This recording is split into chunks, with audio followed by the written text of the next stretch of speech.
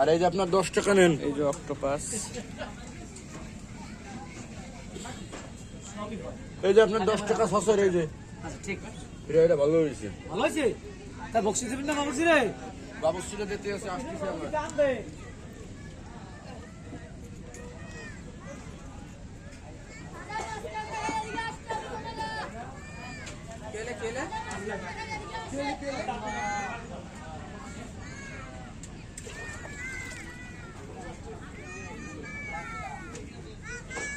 এদিকে আসেন, দেখতে যান।